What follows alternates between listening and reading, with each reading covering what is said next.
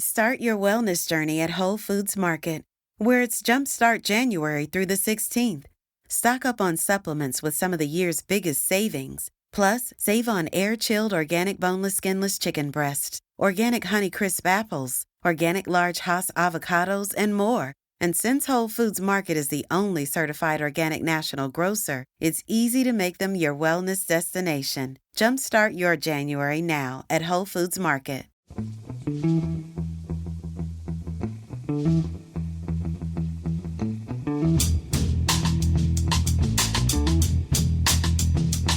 Hello and welcome to The Price of Football, the show that looks at the money behind the beautiful game with me, Kevin Day, and Liverpool University's Kieran Maguire. Kieran, good evening to you. How are you? I'm good. I've just been on my mini tour. I went up to Liverpool yesterday because I've bought an apartment there at last. Get you? Yes, yeah, because the Baroness, when she saw the hotels I was staying in, which and I don't care. You know, I'm a bloke. I genuinely do not care if it's got Wi-Fi and it's got a shower. That's the rest. And she'd always say, "Well, send me a photograph of the hotel you're staying in." And she said, "Why did you choose that one? It looks awful." I said, "Because it was the cheapest." So she's forced me to buy somewhere. And I bought it a few months ago, and of course I've done absolutely nothing since then. So she marched me up to measure it up for things which she considers to be important, like beds and sofas and furniture and all that type of nonsense. As otherwise she starts to fret about me. She doesn't do anything by half measures, does she, the Baroness? No. If that was Ali would say, "Why don't you get yourself a slightly nicer hotel room rather than you've got to buy a flat?" It's as simple as that. Why didn't you do, Kieran? Who was the football owner that just sent, or the potential club owner that just sent pictures of somebody else's house, pretended that was his? You could have just sent. Why didn't you just send the Baroness pictures of the Kardashians' house and say, "This is where I'm staying, darling"? I should have thought that could have saved me a few bob, to put it mildly. Who was it? I can't remember. Who was that? It was one of the guys that was thinking of buying Derby County. Oh, yes, indeed, yeah.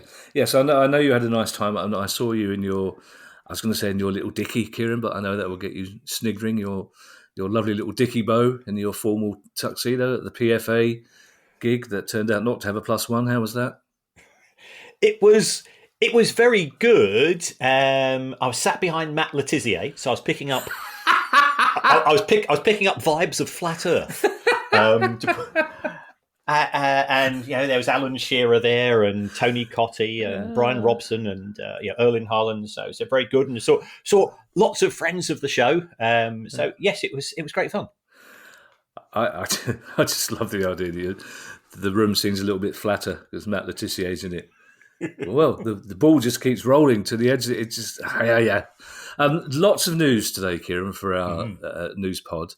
And one of it, I'm afraid, is an object lesson in never ever to say anything out loud that remotely includes the word Southend United and optimistic, as we did last week, unfortunately. But we start, Kieran, with some very breaking news. We're recording this on Wednesday evening. It's about 7:10. And some breaking news about shenanigans in Europa Conference games already, Kieran. Yes. We spoke, I think, last week with regards to the betting companies have very sophisticated monitoring systems, and that they need that from their point of view to ensure that they don't get taken advantage of with regards to betting patterns. And it looks as if that a couple of the very early matches in the Europa Conference League have spiked a bit of interest. And part of me says, well, this is surely a function of, if you're going to take wagers on matches where people are either, not to say unpaid, but paid a pittance or paid just over a pittance, then there will be people approaching players at the match to perhaps persuade them to do X or Y. And that appears to be the case. So the betting authorities there, they will see that there's been a number of bets placed in tends to be quite a small location, or a number of bets placed simultaneously. And I think one of these involves an Albanian team, another one's from North Macedonia. And then this is not casting aspersions about the integrity of people from those countries. We've seen it in other sports. We're both big cricket fans. We know some of the spot fixing issues which have taken place in relation to cricket, or also in relation to snooker. It is it is an issue, and we've always said that despite we know when we go to matches there are significant gaps in terms of the finances and the resources of different clubs in different competitions, we still assume that there's integrity as far as those games are concerned, and therefore there's a chance of an upset. And if things are being organised in advance, that just takes away some of the love of the game. And you might say, "Oh, we don't care. Who it's an Albanian team or a North Macedonian team." Well, if it starts to work there, then it can start to work elsewhere. I think there's a much broader issue: is why are the gambling companies taking wagers on matches which are relatively minor? Because if I was doing a risk assessment as an outsider, I would say you don't have to offer a lot of money in order to make it very worth an individual player's while to take some additional funding and you don't need to go and bribe a whole team. You can I think it's probably more than one player involved, but you get 3 or 4, then you can certainly have an influence on things. So wait and see. You like to hope in football that it is above that type of thing, but given where we are in society and a much broader issue these days, it's not surprising. It's just meh. It seems, Kieran, that with every transfer window that passes, we come up with the unsurprising news that more money was spent in this one than the last one. But already, Kieran, it's not even closed yet, and already Premier League clubs have spent a sum so astronomical. I think I should leave the country's leading football finance expert to spell it out for us.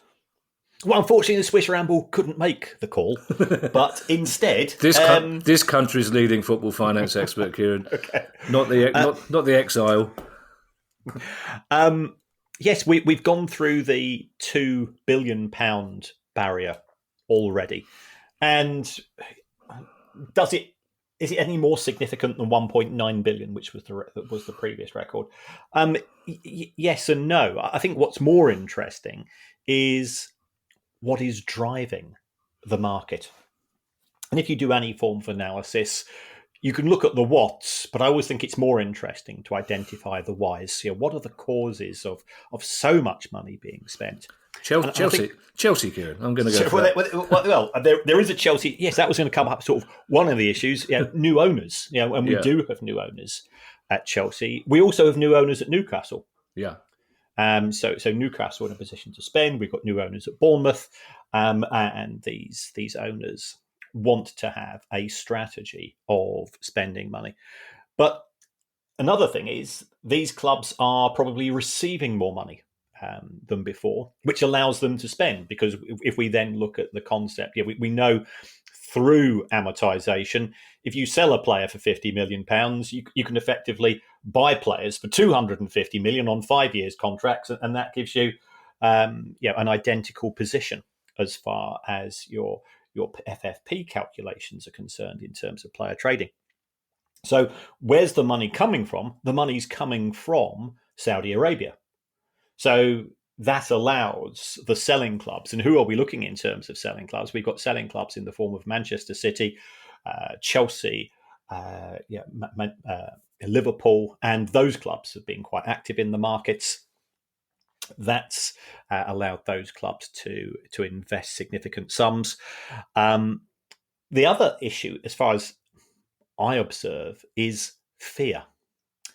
And what do clubs fear most? Well, the big six stroke big seven, I think Newcastle are moving into play with regards to that.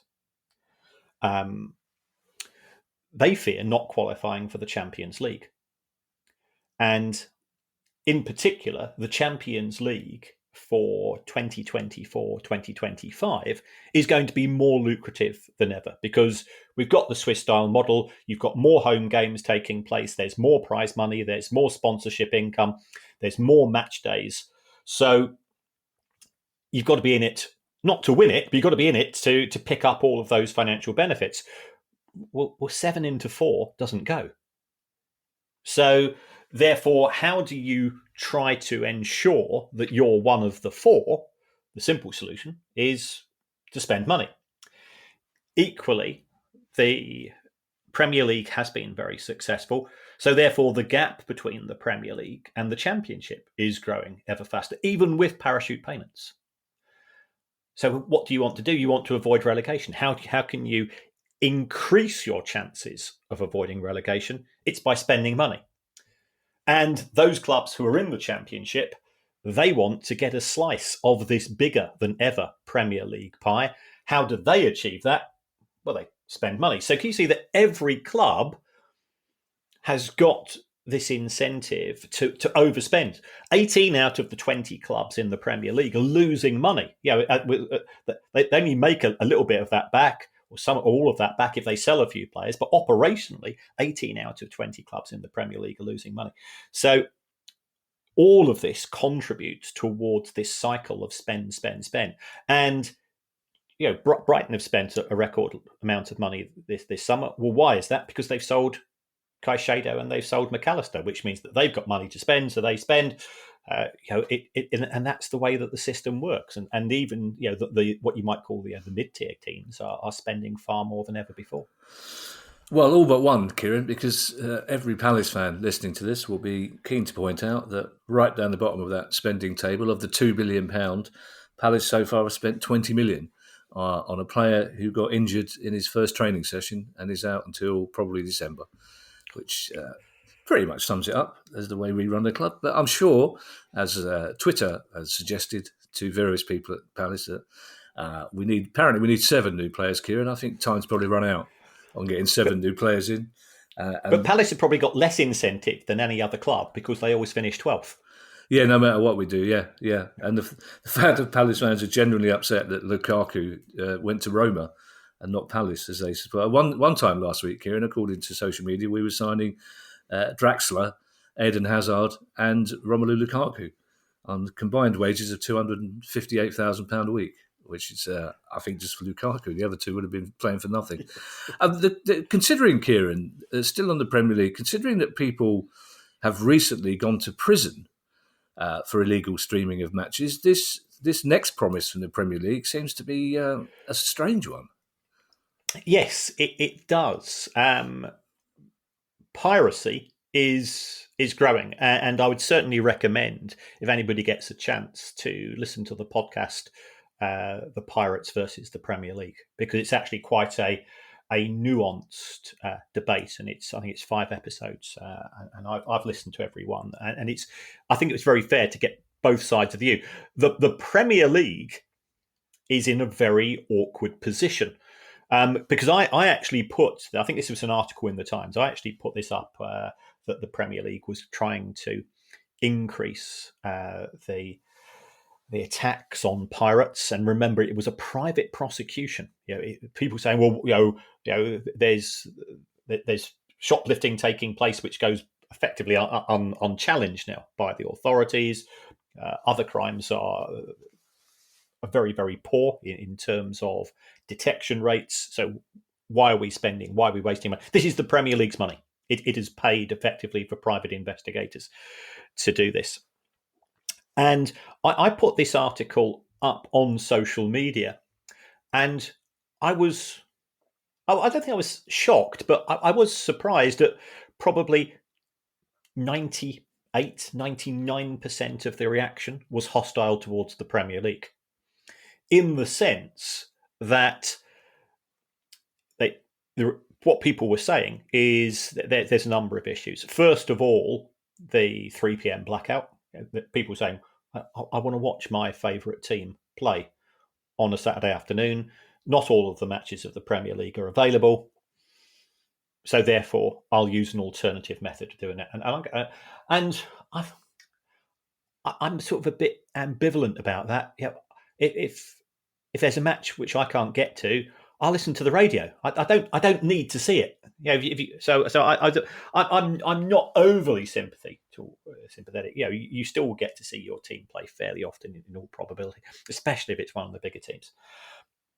The next issue was one of price, and I think this is a genuine grumble from fans. You can watch the Premier League in the United States and see every single match for a pretty modest sum of money. Whereas we know that if you want to watch the maximum available, you'll have to have a Sky subscription. You'll have to have a TNT sports subscription. You'll have to have Amazon Prime. And that will still give you just over half of the games. Yes, it will also allow you, of course, to see the Champions League and the European matches as well. But it all works out. You're not going to get much change out of £1,000. Whereas Big Dave down the pub, who's got a dodgy Fire Stick, can do that for whatever it costs. And again, I've not got one of the Fire Sticks. I'll be honest, if I wasn't doing this show, I'd probably be tempted to do it, because I've got loads of friends who have, and they say, if you don't get it, you're an idiot. But I just don't. I don't think it would be appropriate for me to go down that particular route. And also, what my friends say is that, well, I do have Sky and I do have BT Sport, but because I can't see all of the matches, I've ended up going down this particular route. And that's where I think the Premier League is in a very tricky position, because one of the things it could do would be to start to prosecute individuals who are streaming. Now, if you've got a virtual private network of your VPN, the chances are you'd be difficult to spot. But if the Premier League get to see the details of the hackers, the chances are that they've got your credit card number and your address, and they could trace you down through that particular route. If the Premier League goes down the route of prosecuting individuals for downloading, you get to the position that we had in the United States when they went down to similar positions, and the billion pound or the $1 billion industries were prosecuting 12-year-old kids who were sharing music and so on. So I think the Premier League doesn't want to grasp that particular nettle of it's overpriced.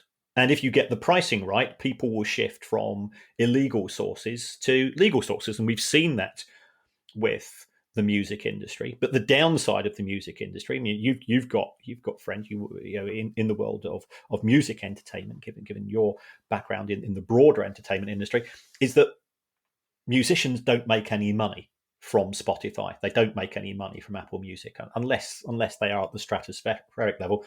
And that's why we see so many musicians now having to tour more and more often. And that's why we're also seeing prices for musical events going up and up and up. So if we move to a cheaper model for TV, will that result in more expensive tickets? And certainly when I've been looking at sort of a connected issue of variable pricing for individual matches in the US, where you're paying up for $2,500 to see Lionel Messi. Do we want that coming into the Premier League as well? So it's a very messy situation. The Premier League is trying to protect its intellectual property, but there's no doubt that there is a surge as far as demand and supply is concerned for piracy. And there is a feeling amongst many users that this is a victimless crime. The Premier League is always keen to say, well, hold on, a lot of the people involved are organised crime. You and I, when we were 16 and 17 and we were home taping the top 40 and John Peel shows, we were accused of similarly supporting organised crime, and it didn't tend to wash with us then. And unfortunately, from the Premier League's point of view, I don't think it's washing with the audience today either. Well, there was a huge market for bootleg tapes of concerts, wasn't there, that people had recorded and then sold down at the market. If Johnny Depp was in it, Kieran, I think I might watch Pirates versus the Premier League. I can't believe that I was assumed as soon as you mentioned that podcast, you were about to say you'd been on it. So it's one of the few that you haven't been. I don't know what a Fire Stick is. I wouldn't recognise one if I saw it. I'm also, even if Palace are on telly, I'm too nervous to watch away games. If I can't get to the game, I can't watch it on telly. I have to go and pay somewhere. But as you say, this idea of it being a victimless crime, I would suspect that 90% of our listeners will recognise this scenario at around 2:45 on an away day, when someone on a WhatsApp group, a group of people that are law-abiding, honest people, someone will go, does anyone know of a stream? And then everybody will suggest a different way of watching the game illegally, unlawfully, and it wouldn't occur to any of them that they're actually committing a crime. In the same way, it's the old cliche about insurance. I'll put another camera on the insurance claim because they can afford it. It's just one of those things that people don't acknowledge that they're doing wrong unless somebody else is doing it, is the case, isn't it? Yes, and I think with changes in legislation that the Premier League has been working alongside government, it's actually now quite difficult to watch a streamed version from a website of a football game. So that's why the Pirates are one step ahead, because they employ people who are smart, because the potential financial rewards are so significant. We are talking millions. The gang that were put down through the private prosecution of the Premier League, I think they went down for around about 30 years between them. And again, that provokes a reaction along the lines of, you've got, we're not condoning it, but the critics will say, well, these people are getting longer sentences than people who are committing physical assault and worse on an individual basis. Does this mean that the law is there to protect the rich? And there's not a lot of sympathy towards the Premier League or the people that play in the Premier League. At the same time, of course, when we go back to our previous topic, if our football side isn't spending money, we're all cheesed off. So we want it both ways. We want to have modesty in terms of wages, modesty in terms of what is being charged by the broadcasters, and at the same time, we want clubs to increase their losses through buying more players and paying higher wages, because you don't want to lose your best players and you want to recruit the best. And it's that paradox that we currently operate within.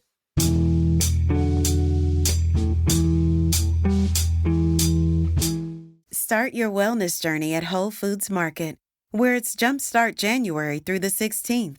Stock up on supplements with some of the year's biggest savings. Plus, save on air-chilled organic boneless skinless chicken breasts, organic Honeycrisp apples, organic large Hass avocados, and more. And since Whole Foods Market is the only certified organic national grocer, it's easy to make them your wellness destination. Jumpstart your January now at Whole Foods Market.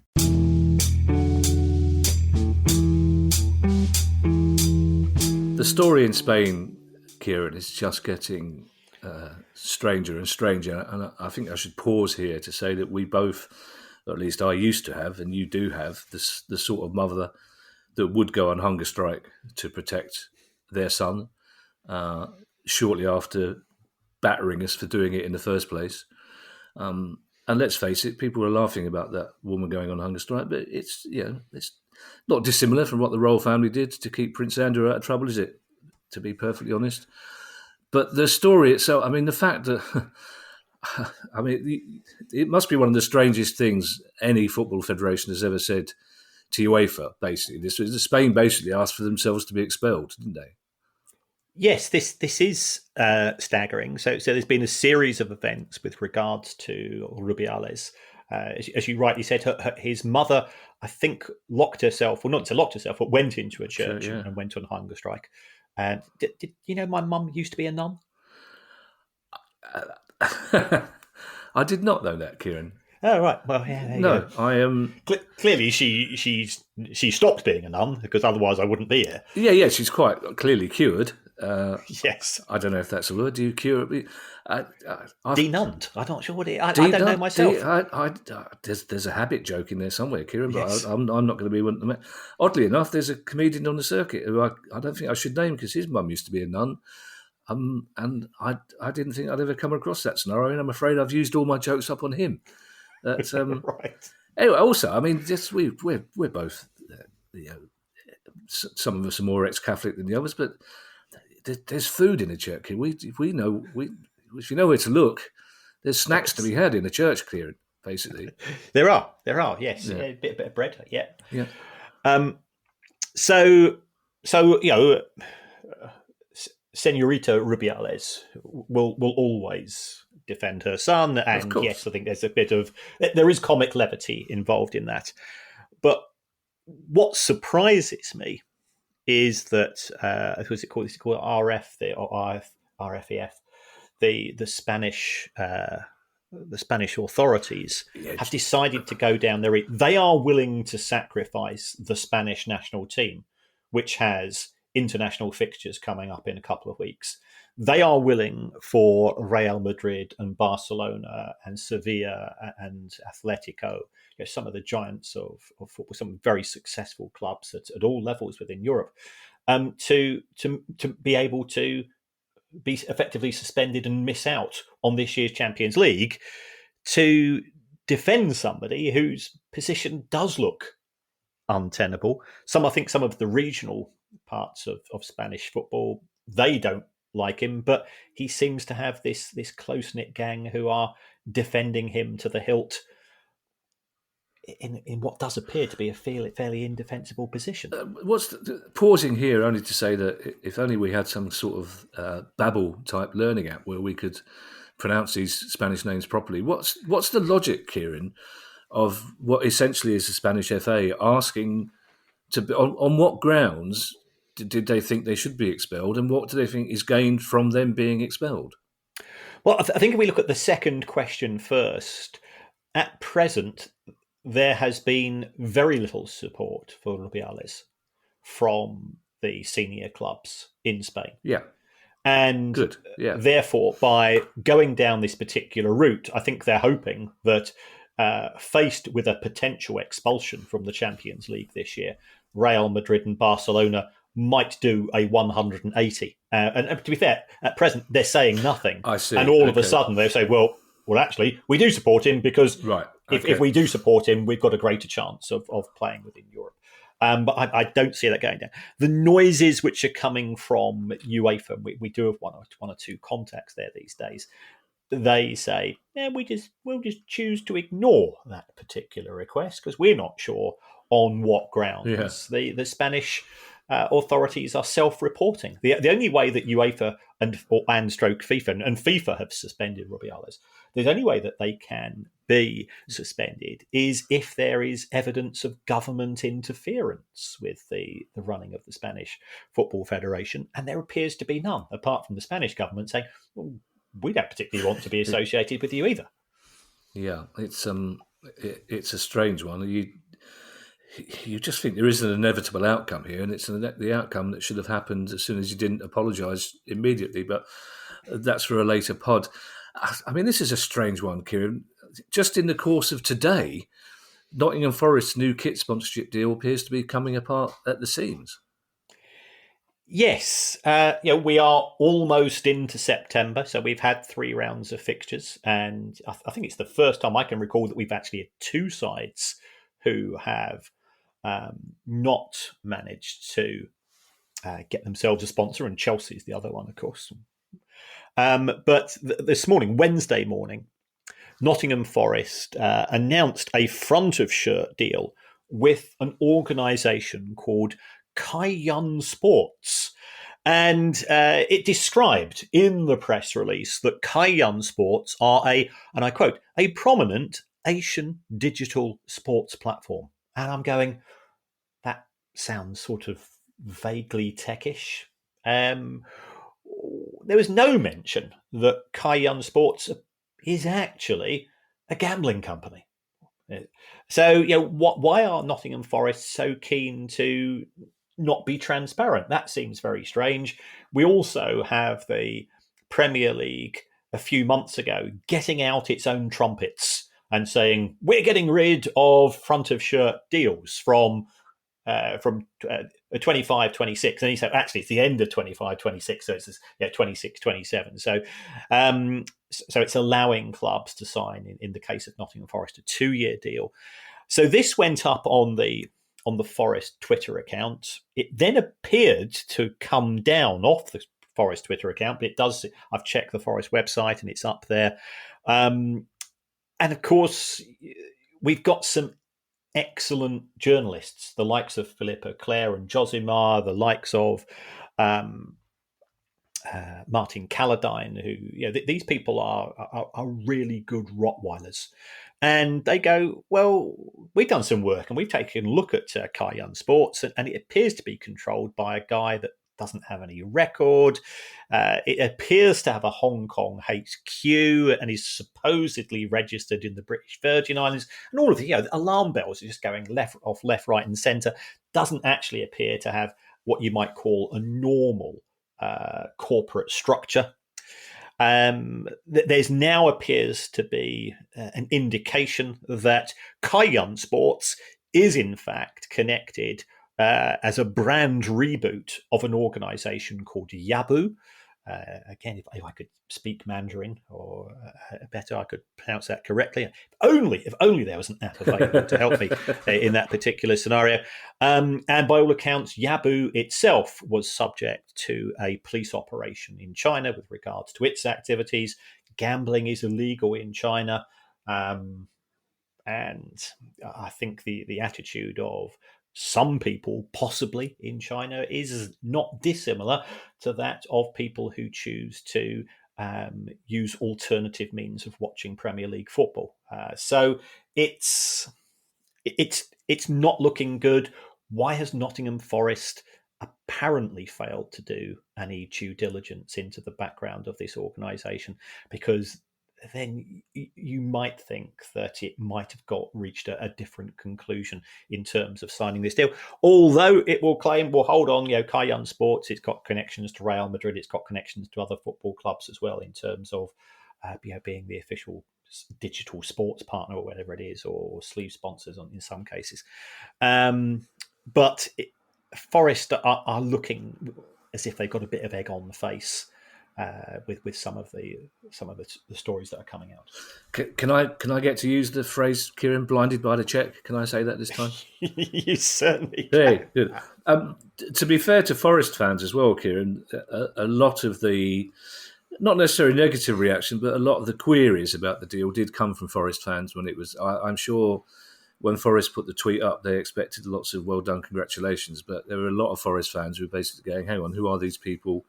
And they seem to be a gambling company. So if Forest fans could find that out in a very short space of time, then Forest, the club, should have been able to do so. You may be able to hear some extraneous noises in the background. That's because Ed has decided to cook in the kitchen. Ed's a very good cook, but he's what I would call a flamboyant cook. He's a sort of cook who needs some kind of Italian opera music if there was a video, he would have loud music. There's lots of going on. There's lots of stuff being dropped from heights and distances. So that's what's happening. I'll let you know what he's cooking by the smell that comes through. And Ali's about to come home with 3 stage managers, so it's going to get even more noisy. But there you are. This is all by way of putting off the next story, Kieran, I have to say, which I almost feel that we're kind of responsible for this, because we spoke at the weekend about there possibly being not light at the end of the tunnel, but the suggestion of light at the end of the tunnel for both Reading and Southend. And it seems to use the cliche that the light at the end of the tunnel for Southend was an oncoming train. Yes, the National League have got fed up with Ron Martin, and therefore they have crystallised effectively a threatened 10 points penalty. What did happen was that Southend United did have an outstanding sum of money, which was due to HMRC. That has not been fully paid. As we spoke recently, they've now got the countdown clock has started, and this is the proper countdown clock. The judge has said you got 42 days.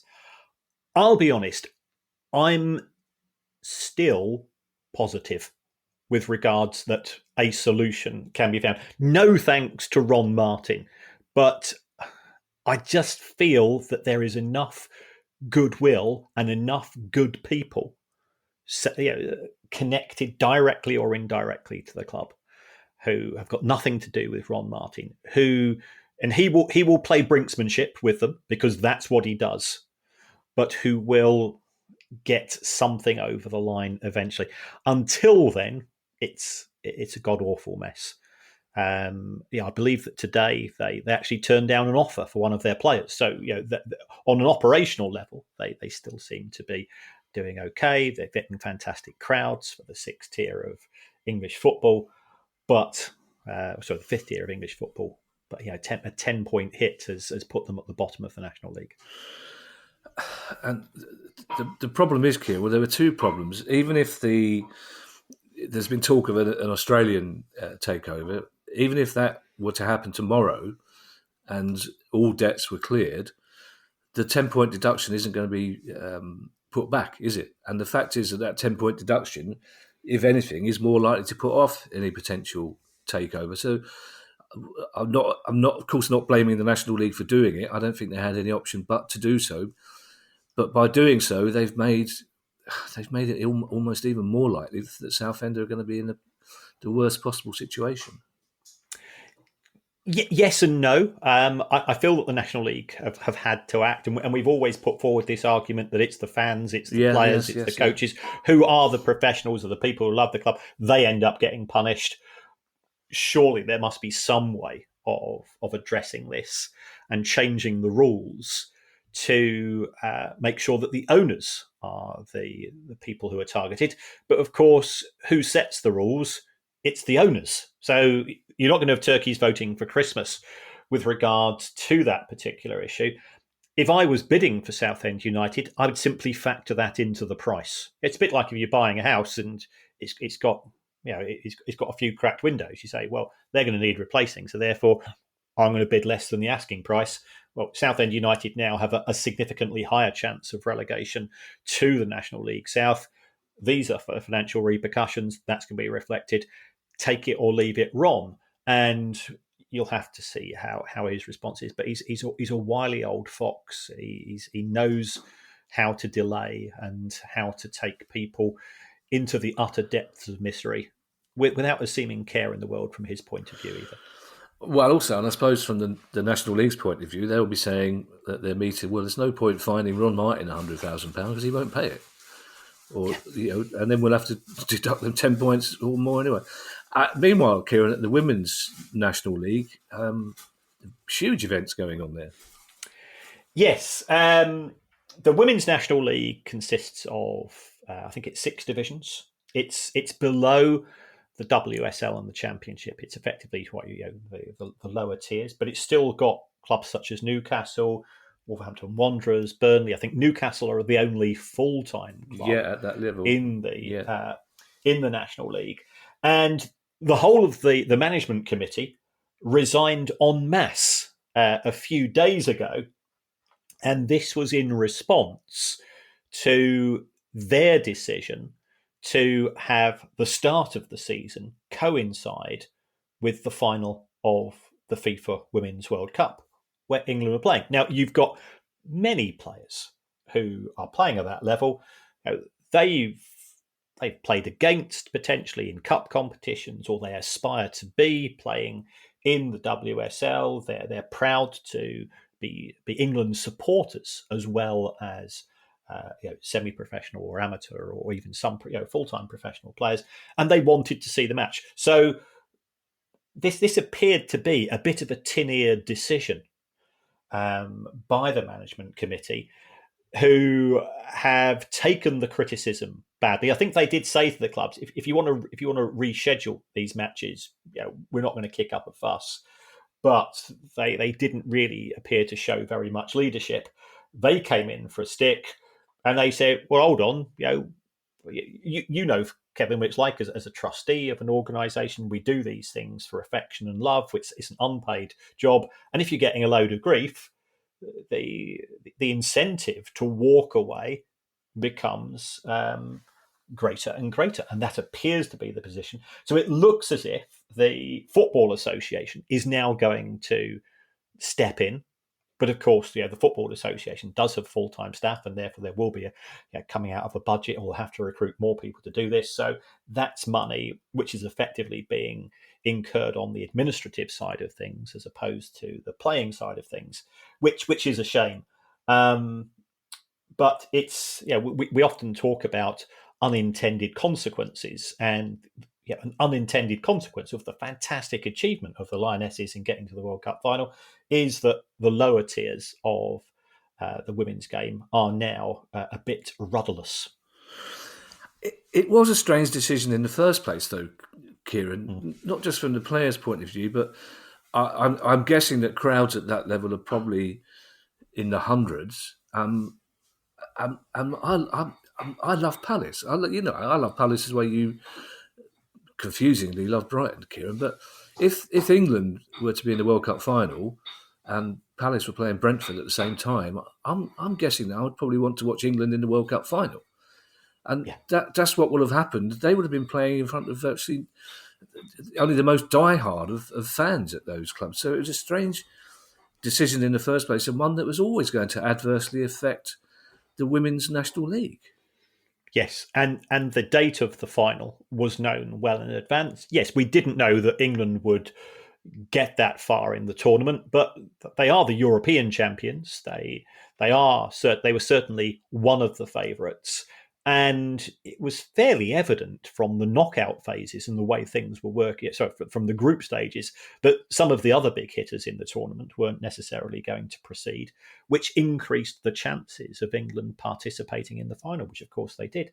So, I talk about this issue of success of any organisation being down to three elements: resources, opportunities, and decision making.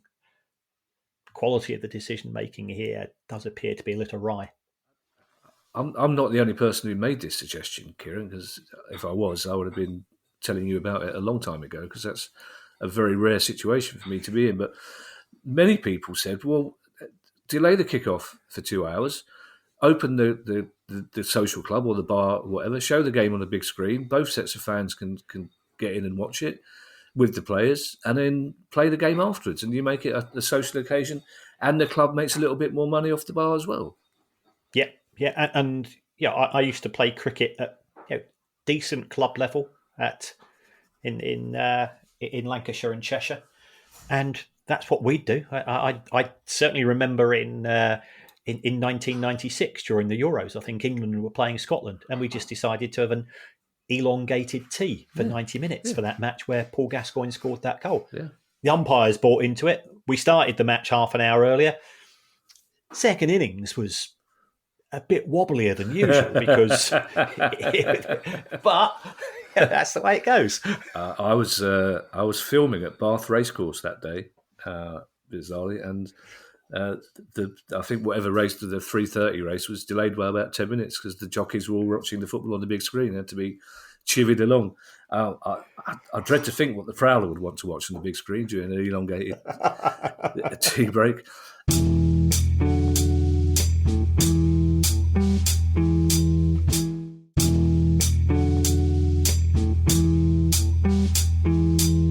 We started with a gambling story, Kieran, and midway through our news pod, we have a lot of news to get through, as I say. We have another one, and this one involves the FA and yellow cards. Yes, we mentioned spot fixing earlier, and this is an area where a player can have 100% control to a large extent. Can't force the referee to give you a yellow card, but players know what they have to do realistically to get one. Kick the ball away. Yeah, that's it these days. Yeah. And it's tempting. So again, you've got to look at all of the stakeholders here. First of all, from the players aren't necessarily doing it to make money out of this themselves, but they might have friends and acquaintances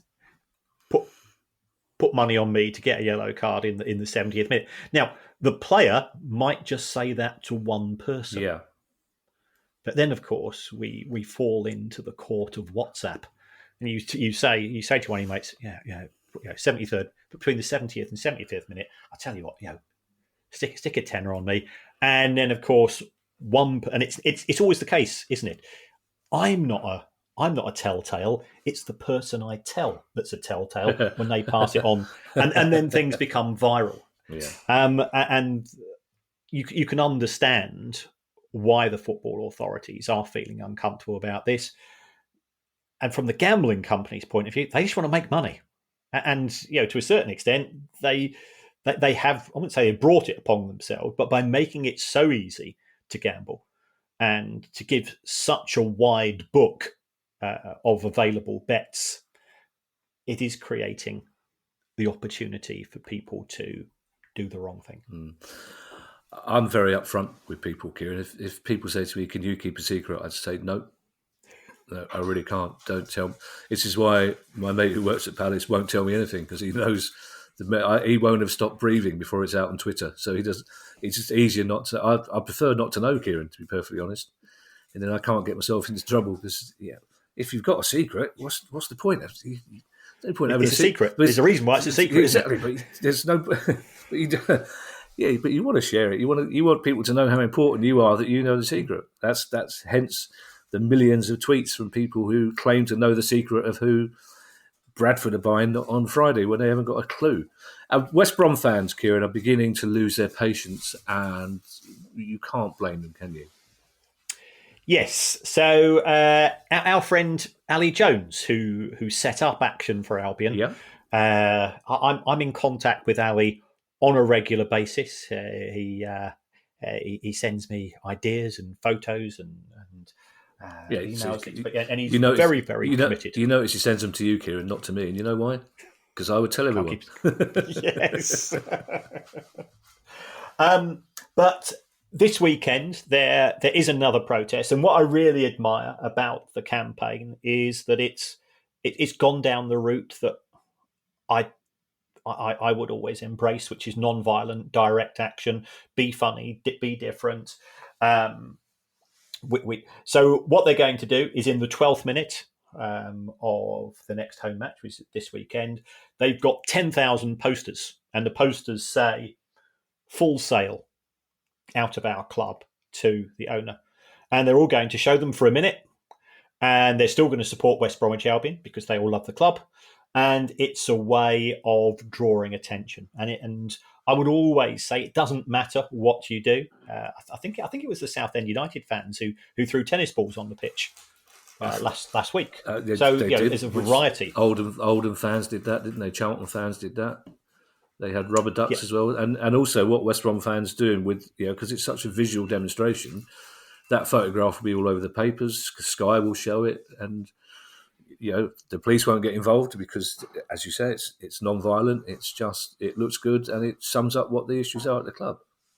Yes, so it's a way of keeping attention, and there's always a danger that if a club goes on a run of good results. And I think this has always been part of the challenge for Manchester United fans who are opposed to the Glazers, that it's unusual for Manchester United to go on a really, a bad run for them is not winning a match for 3 games. So it's very difficult to have a constant head of steam with regards to any campaign, unless you're utterly crap. I mean, and looking at the club I support, Brighton had the advantage in 1997 when it was campaigning against its owners that they were bottom of the 4th division of English football for 6 months, and therefore, there was not a lot to cheer. So therefore, there was quite easy to have a fairly coordinated and longer term campaign against the ownership group. If you're winning matches, people say, "Well, look, I don't like him, but I just want to go and watch the match. We're on a good run. We'll sort it out some other time." Sorry, Kieran, I was distracted then. What were Brighton bottom of again, did you say? fourth tier English football. Really? Were they? They were, Yeah. they were As opposed to being in the Europa League draw this Friday. Oh, you must be excited. Oh, talking of West Brom, Kieran, it just occurred to me, on the last night I was in Edinburgh 2 weeks ago, I bumped into our good friend Adrian Goldberg, who Cool. who asked me to, very specifically asked me to send his regards to you, which it just occurred to me I hadn't done. Adrian's mistake was, of course, wasn't to say, keep this secret, don't tell Kieran, in which case I would have phoned you up on the next morning and said, I bumped into Adrian Goldberg. Just down the road from you, Kieran, is Lewes FC, a club that we've always spoken of in the very highest of terms, proper community club.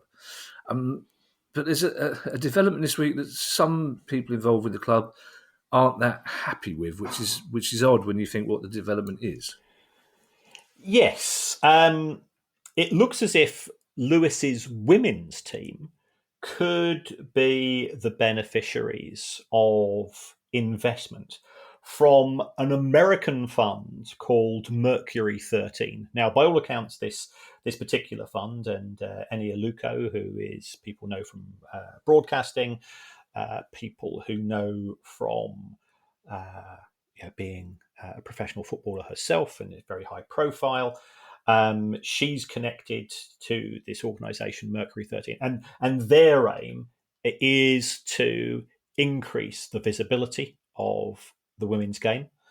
I think for a club such as Lewes, it has an existential problem in the sense that it can certainly carry on at present as community hub, community team, but the people there, some of the people there are very ambitious and they would like to reach the WSL. Can it do it on the present budget?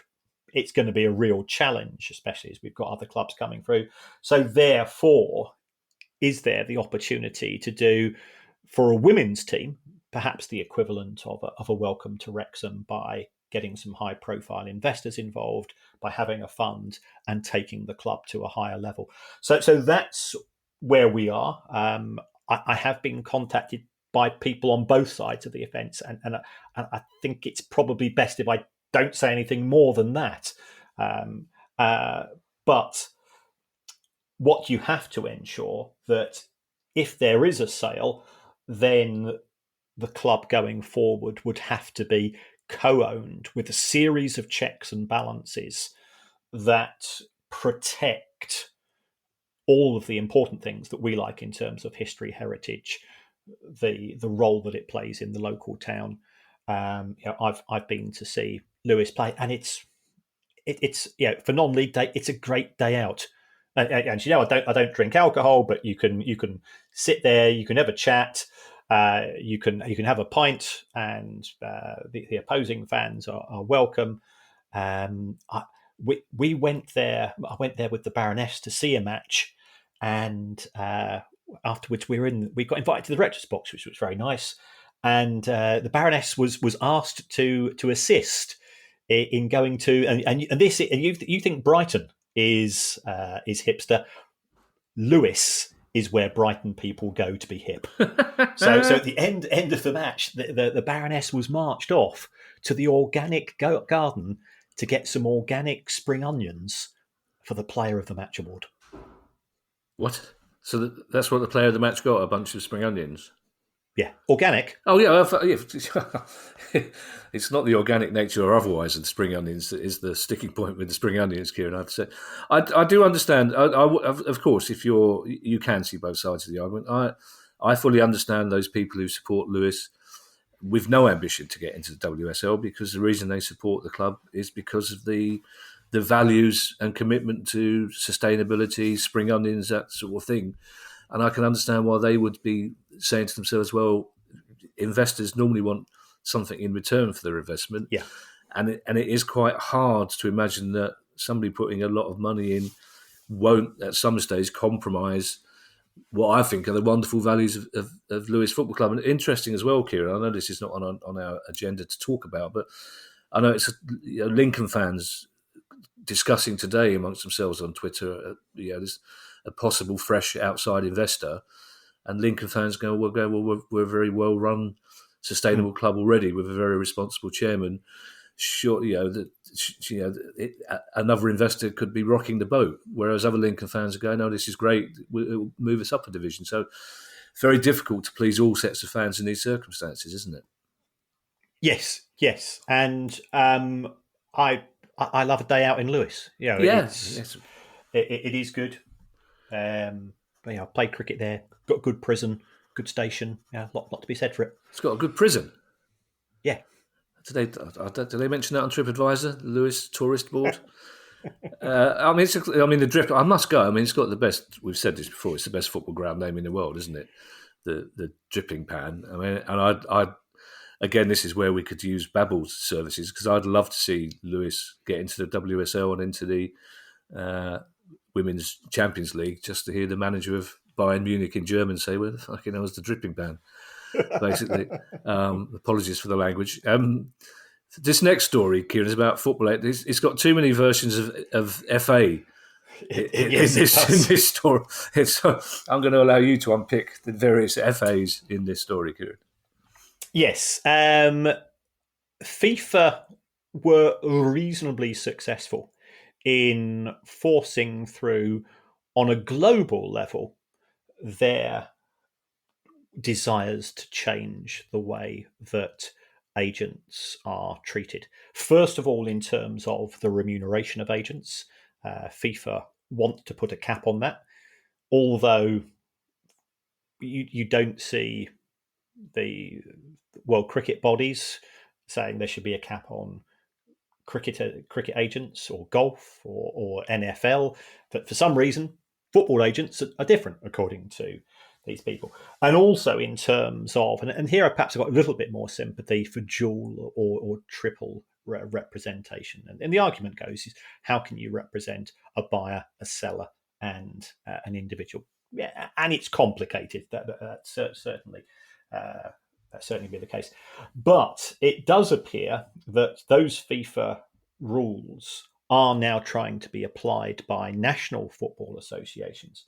And those rules could therefore come in as early as the 1st of October, i.e. you've got just over 4 weeks.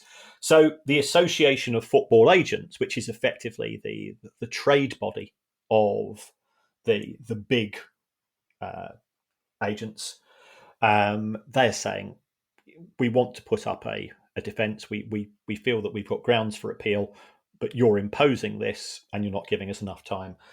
So what's going to happen here? Spoke to a lawyer. He says, well, standard answer. It depends. It can get very messy. Could have been injunctions to try to say it's a restraint of trade. And that, as we always say, that the lawyers would tend to be the winners here. Although I think it'd be unusual for an agent to say, they're bleeding money from the game. Yeah. Also, FIFA have introduced an exam, haven't they, as well, which is apparently very difficult. Well, it is, but as somebody that has a professional qualification, to be a qualified doctor, you need to go through a series of medical exams. To be a qualified accountant, you need to go through a series. And there's a reason why they're hard, because it does mean that those people that eventually do come through on that exit route have achieved a threshold. And it could prevent some of the more parasitical people being attracted to the industry. At the same time, we are fully aware of many family members who become agents for the talented individual within the family. And that's a way of spreading the money amongst the family. And even if the player doesn't necessarily maximize what they can earn from wages, signing on fees, commercial deals, it does allow the whole family to benefit on a broader basis. So it's complicated, as always.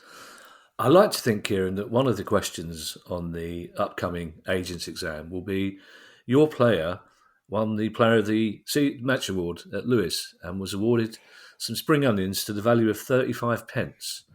How do you account for that 35 pence? And is that image rights? Does that go under image rights, Kieran? The 35p bunch of...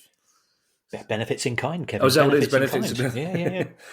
I do love a spread. Let's call them scallions, Kieran, as a tribute to our house. It's not often, Kieran, that we get a cheery update on a story that we've covered in the past, but from North Wales, we have what looks like, on the face of it, a cheery update to a story we've covered in the past. Yes, and we're going to cover this. We're going to actually have somebody from Llandudno FC to actually tell us the full story. But it looked at one point as if the club is in genuine danger of ceasing to exist.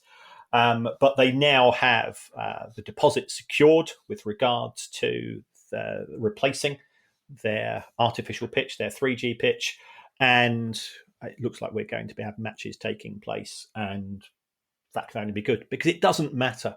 It doesn't matter the standard of football. It's the fact that you've got grown-ups and kids and people who've got a sense of purpose going along to watch the match, even if they're serving a cup of tea or do it, mowing the grass. And that's good for everybody concerned. So, well, probably not mowing a 3G pitch, thinking about it. Yeah. But that's a way of probably not a good way of spending the money.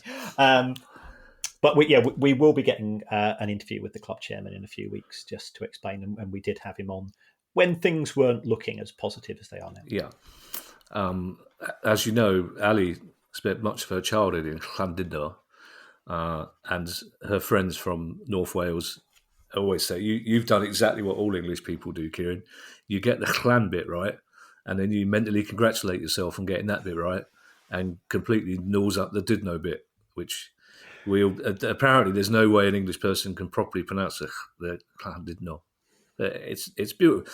There's nothing better than a Welsh accent, I think, Kieran. Scottish accent. I used to teach in North Wales. Did you? It was absolutely wonderful. Yes. Right, okay, I'll just hang on a second. Near Betsy Coed. That's probably not how you pronounce it either, Kieran, but hang on. Yeah, it's probably not. I've still got Australia is big written down from the last script. So just underneath that, I've got Kieran's mother, none, ? And now Kieran taught in North Wales. So that's 2 bits of information, one of which was much more interesting than the second one. Yes. Kieran, you've done a very good job recently. We mentioned Chelsea right at the start. You've done a very good job in explaining in a lucid, coherent way how Chelsea are managing to buy lots of players within the financial fair play rules. This next story from Chelsea, I can't see any way that you could lucidly and coherently explain this next story from Chelsea. A story that I think, Kieran, in its own way has made me as angry as any story that we've covered for a long time. Yes, there's an old phrase, isn't there? Penny wise, pound foolish. Well, in the case of Chelsea, it's hundreds of millions of pounds foolish and penny very, very foolish. There's something called an away initiative. So I've actually been in contact with the Premier League today, and I think it was in 2014. They introduced a series of protocols, one of which is the cap on away ticket prices, which I think in the memo I got from them today, I think that's being maintained until the end of 24-25. We don't know what will happen then, but I'm sure there will be continued pressure from fans for that to be maintained. But I think clubs had £200,000 to spend on a variety of initiatives. And sometimes the way that the club will do that is, for those fans that turn up to the last away match, they all get a T-shirt or a commemorative piece of kit or a pie or a pint, and it goes down well. I think it is genuinely appreciated. There is that. There is sometimes a sense of disconnect. Now, in the case of Chelsea, historically, what they have done is that they've allowed fans to attend away matches on coaches. Now, let's be honest, Kevin, we wouldn't necessarily do that. And sometimes there is a rather sneery view of the fans that go on the coaches as being, for want of a better phrase, the bobble-hatted brigade. They might be slightly older. They might be perhaps a bit more gregarious than sort of the let's get to a town or city early, find a pub, spend 3 or 4 hours there, and then go to the match. But they are still committed as fans.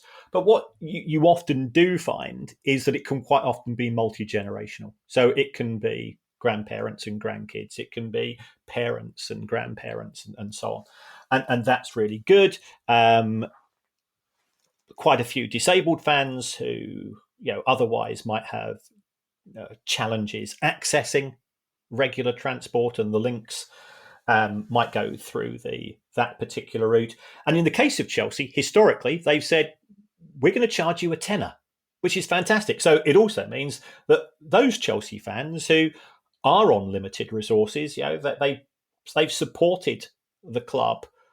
And you and I can both remember when Chelsea were getting crowds of 6,000, in sort of in much different times compared to the success under the Abramovich era. And the club has now said, we're going to get rid of that particular subsidy. And you say, well, okay, let's crunch the numbers. And the Chelsea Supporters Trust, and we've had somebody sort of, who was indirectly connected with the trust on before. The Chelsea Supporters Trust, they crunch the numbers. They say, okay, the club is saving around about £250,000 a season. To put it on another way, probably about 5 days' wages for Romelu Lukaku. Now, I appreciate it's just gone on loan, but and Chelsea and people say to me, well, this was more to do with the Abramovich era. Chelsea managed to find just shy of £50 million to give bonuses to Marina and Bruce, who are effectively the two people in charge of the club. That's the equivalent of 199 years of this subsidy, which they give to away fans. The Chelsea Supporters Trust themselves have paid for the subsidy to be maintained for the next away game as just a two fingers towards the club. But I think this is a further indication of people who are in charge of a football club who do not understand one iota about the importance of football to fans. And they will say, we could spend that money elsewhere. Ultimately, we're responsible to our investors. And then, of course, they'll be seen busy trying to sign another 10 players. And they don't see the optics. And that concerns me more than anything else. If Bowley and Clearlake want to spend a lot of money and they convinced they can stay on the right side of financial fair play, that's possible. That's for the spreadsheet nerds to have their fun and games with. But this is just petty and mean-spirited and small-minded, and it stinks. I'm a Palace fan, Kieran. We have no great love for Chelsea and vice versa. Because of some recent transfer business between your clubs, Brighton fans have no love for Chelsea either. But this is the tinniest of tin ears, Kieran. The only way I can be slightly generous here is to suggest that the Americans who now run the club have got no inkling into fan culture, because fans don't travel to away games in American sport in general. So maybe the idea of fans travelling to away games confuses them, although of course they're quick to go on the pitch at the end to salute the fans in the ground. It might be that along with some football fans, they think that all Chelsea fans are loaded, are rolling in it, so can afford cars to go to games or can afford train fares. It just isn't the case. I was like you, Kieran. I did 11 seasons of Match Today 2, travelling all over the country with fans of different clubs. A lot of those were on coaches. And beforehand, I used to be absolutely like you. Coaches were for middle-class fans. Coaches were for fans who wanted it easy. They're not. Coaches are blind fans, older fans, less able fans, fans who just want to go door to door, who don't want the worry or the anxiety of being in a new town or getting out of a new station. as you say, so many cross-generational fans, older fans. It's a great, safe way for kids to go to away games. There is a kind of hearty atmosphere, but that's not right. And also, going by coach, it's the cheapest option for a lot of people. It's the most convenient in you're going door to door, but it's the slowest. It's the least glamorous. But they're fans of your club. Why would you make it harder for fans of your club to get to games, especially fans that find it difficult? We spoke to that brilliant young blind fan recently who told us how difficult it was and how the coach was such a boon to somebody like this. It's beyond petty, Kieran. And you could, if we're talking about a League Two club or a National League club saying, "I'm sorry, but we can no longer afford this subsidy," you'd go, "Well, that's a terrible reflection of the times we live in." But this is Chelsea, Kieran. It's not even changed down the back of a sofa, and the amount of bad PR it buys them is just. It just begs. It really has annoyed me. This story. It's angered me. Like I say, beyond so many stories that have happened recently. It's just these fans that travel through, and like you say, we both remember the times when supporting Chelsea. Stamford Bridge was the worst shithole in the world. It's no wonder people wanted to go to away games because they didn't want to go to Stamford Bridge. But these are fans that have supported the club for years who are bringing the next generation of fans to come along, and they get treated like this. It's just. And then Burley will sit there and his hand knitted silk. No, you can't hand knit a silk scarf, but you know what I mean. Like, it's just, it's wrong, Kieran. It's wrong. But let's finish with a good story, Kieran. And it's again, this is not down to us, but it's a story that we publicised and we brought some visibility to, and it's about women's football. We had a story which was negative about women's football earlier, Kieran, but this one is a happy ending for this show. Yeah, we've spoken about the tin ears of many people, many stakeholders connected to football, including gambling companies, including club executives, including sometimes football associations. And this one was Nike. Yeah. Nike's a very successful organisation, and it had made a commercial decision to not manufacture women's goalkeeper shirts in children's sizes because it estimated that the market simply was so small that it wouldn't make a lot of money from it. Up steps Mary Earps, saves a penalty in the World Cup final and achieves legendary status with her celebration of that event. She had campaigned pre the tournament, and again, we had addressed this. Nike have now said that there's going to be a limited number of shirts available, not just for England, I think for 4 or 5 of the other nations as well. So those young girls who want to be Mary Earps, and one of the ways that you do that is to wear the shirt of the people that you admire. They will now be able to do so. One would hope that Nike will give all of the profits to youth football in those countries because it wouldn't want to be seen to be profiting from making a dumb decision in the first place. Yeah, now we have some good news, Kieran. We haven't had an interview for a while, but tomorrow we have one of our special interviews. It's with Mark Roberts, who's the Chief Constable of Cheshire, but he's also the national lead for football policing. He's in charge of policing abroad when England play there. He used to be the police officer in charge of Old Trafford on match days.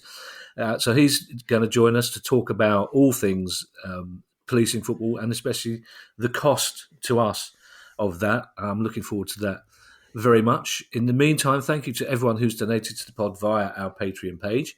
If you'd like to make a small monthly contribution to the pod as well, that'd be very kind of you. You can do so by going to patreon.com/priceoffootball. We've now added a new benefit for our £5 a month subscribers, our ultras. We've set up a Discord channel and we'll be doing live half-hour chats on there once a month. In fact, we've just confirmed that our first one will happen at 7:00 tonight. Tonight, Kieran, that's Thursday, August the 31st. So if you'd like to chat with the two of us or producer Guy, sign up for our £5 a month option and we'll see you there this evening. I think it's going to be popular, Kieran, because despite all our previous promises never to rehearse or practice anything, we went on there today, Kieran, just to make sure that we knew how it worked. And lo and behold, word seemed to get round. And we ended up talking to loads of people on Discord during our 5-minute rehearsal, which was only interrupted by me pressing the wrong button and disappearing for 2 minutes. But I tried to put a photograph of myself up, or at the very least, an emoji of a confused kitten. But that's that. So that's why we rehearsed. So that won't happen tomorrow night. And if I do suddenly disappear to be replaced by an emoji of a confused kitten, I'm sure you can carry on chatting to Kieran. Because let's face it, Kieran, it's you they want to talk to. It's not me. But I'm looking forward to that, Kieran, because we've got quite a lot of ultras at £5 a month. And also, we're considering, Kieran, as another reward for all our Patreons, a quiz to mark the launch of our new book somewhere in October. I say we've been talking about it, Kieran. I've just decided we're going to do it. Sounds like a good idea. Yeah, it is, and that's what happens when you pour yourself a second glass of wine halfway through the pod of an evening. You get bold. Basically, I might start telling you some secrets in a bit. If you have a question you'd like answered on the show, email us at questions@priceoffootball.com. And finally, if you'd like to pre-order our new book, Unfit and Improper Persons, An Idiot's Guide to Owning a Football Club, or one of the other books, get yourself a Price of Football t-shirt or some of our new merch that's coming up. Then you can go to our new look website at priceoffootball.com. We'll be back on Monday with our questions pod. In the meantime, I shall hand you over to Mr. Kieran Maguire for his customary farewell. Well, thanks as always for your support. We will be launching the book at Wordfest in Blackpool on the 12th of October. I think we are just about to confirm an appearance at Salford Lowry Theatre as well for later that month. Those dates will be up on the website. And I was at Salford Lowry last night. Last night, for the PFA Awards. I just hope we're not in the main theatre, because the lights were very bright, Kevin. I'll say no more than that. We're not in the main theatre, Kieran. We're in the 400-seater. Matt Le Tissier refused to appear in the 400-seater because there's a slight curvature which went across his greatest fear. So no, we're not. No, I mean we're good, Kieran, but I think Alistair Campbell might feel that the main theatre of his pod, but we're working towards that, Kieran. We're in the 400 seat, and we will. It's 99% certain it will be on Sunday, the 22nd of October. We're just trying to get some proper guests confirmed, and we'll let you all know. Yes, and there will be other dates announced soon. Yeah. There's various ways you can support the show, and thank you so much to everybody who's on Patreon. The other way that you can do that is to use your app and to give us a review. It helps us in the charts. It helps us when we are trying to persuade guests to come on the show. And it doesn't matter what you say. You could even say you would rather have the show presented by Isaac Newton and Matt Le Tissier. And that would be a show and a half between different powers of science versus alternate beliefs. I just love the idea of Matt Le Tissier. What are you catching them apples for? And then Isaac Newton saying, look, see the way the apple rolls away? And then Matt Le Tissier saying, no, it doesn't, because the world's flat. You kicked that apple. Bye, everybody. Bye. The price of football.